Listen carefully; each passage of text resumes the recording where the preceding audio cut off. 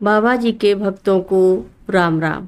समक्रमिकता महाराज जी की लीला का एक बड़ा तत्व है। महाराज जी के भक्त अक्सर ये कहानियाँ एक दूसरे को सुनाया करते थे। ये अक्सर प्रकट करती हैं कि कैसे महाराज जी समय का उपयोग करते हैं।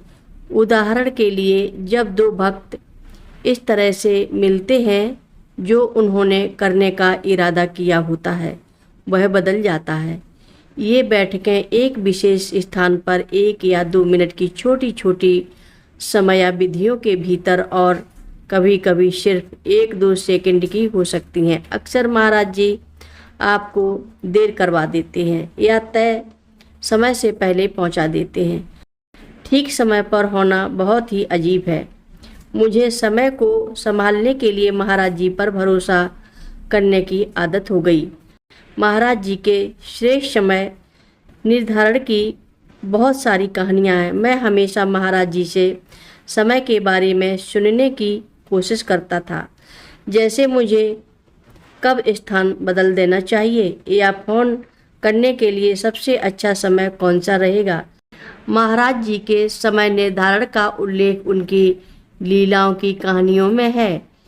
एक आदमी को अपना फ्रूट बेचने के लिए आश्रम से निकलना चाहता था। केवल महाराज जी की वजह से उसे देर हो गई।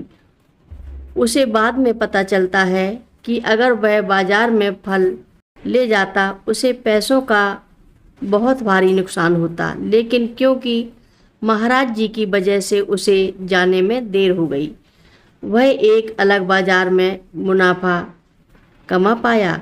जब भक्त कहते थे कि उनकी ट्रेन निकल जाएगी तो वे कहते थे कि ट्रेन देर से आएगी। निसंदेह ट्रेन देर से ही आती थी और निसंदेह महाराज जी की टोली स्टेशन बिल्कुल सही समय पर पहुंच जाती थी।